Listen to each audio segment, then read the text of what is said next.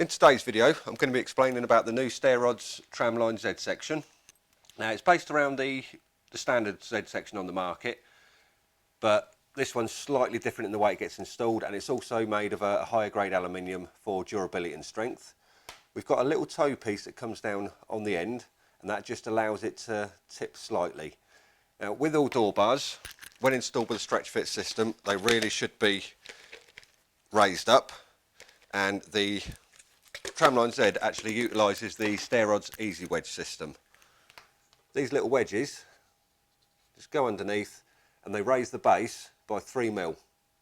When you include the thickness of your base as well, you're actually raising up 4mm. That can drop the edge down to 6.5mm. If I went with 2 wedges, that will raise the base up by 7mm, dropping down to a 4.5. These bars can be dressed down, which is why the Z section's actually there, but it all depends on the installation you're working on. The trims are available in brass, antique, silver and black, and come in 0.9 lengths, 1.8s and 2.7s. If I just flip the bar around, put it up against this floor here, this is an LVT floor. I've got a 5.5mm ply underneath, and I've got a 2.5mm LVT on the top. And you can see there that the bar is actually sitting nice and flush. Now, if I place a wedge under to raise the base, even though it's dropping the front edge, it will still accommodate that height and keep it nice and sturdy. The recess underneath will actually allow up to about a 12mm expansion gap for floating floors. I'm now going to measure the length of the bar required. If it was a doorway, obviously you just measure between your door checks. Now I'm going to mark up the bar.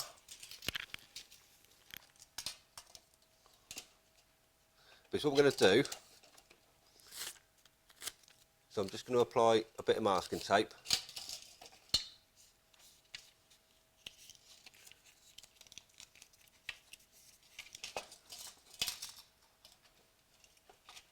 This will help me seeing the marks because it doesn't quite show up on an antique bar.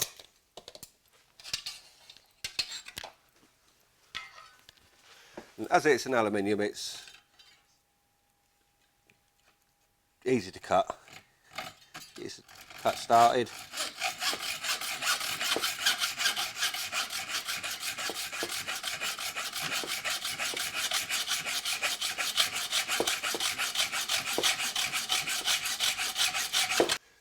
This bar's designed for dry back LVTs.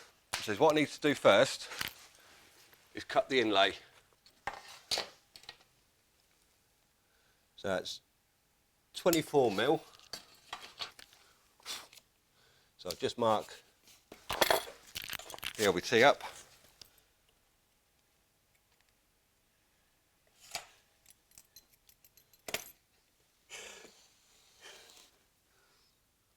I'll just score the surface and then peel that off. As the recess of the bar is 3mm, I could just put this in as it is, or I can create a slight bevel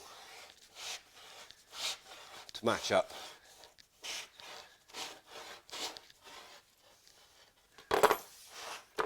With the other side. So now I can actually install the bar itself. I've just taken out a little nick in the corner just to allow it to get past the gripper. And I'll install it using the Easy Wedge system.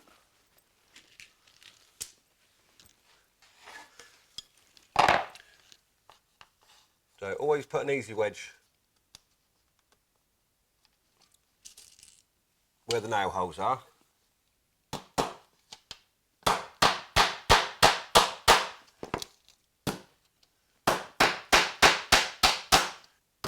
Dent the bar.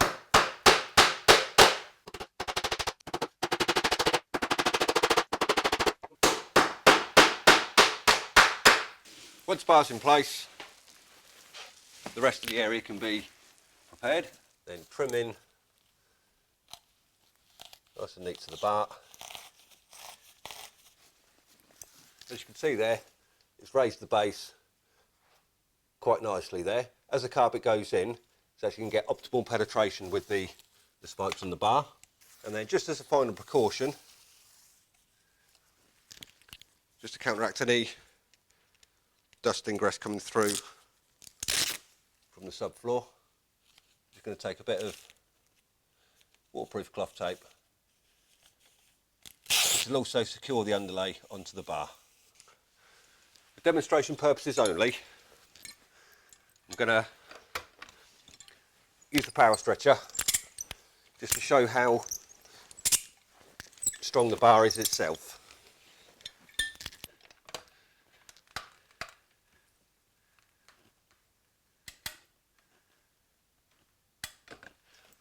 Just right down on the teeth, making sure you've got a good hold. Move across to the second stretch. And then the final stretch.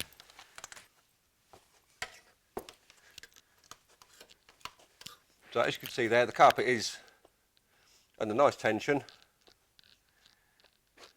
and everything is holding snugly in place. And I'll cut this using the back cut method.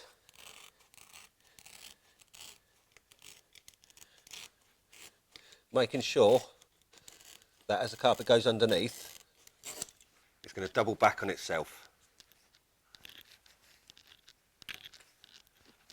As it doubles back on itself, the top layer pushes the bottom layer further down onto the pins.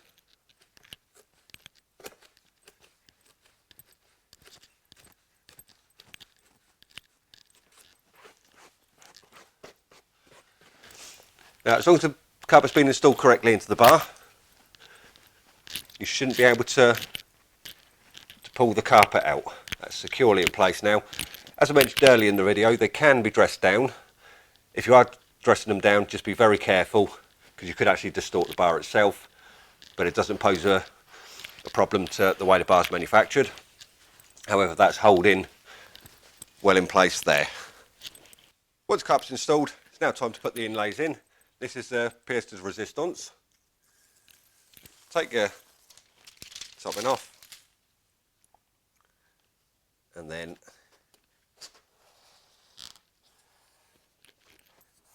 place the first piece in.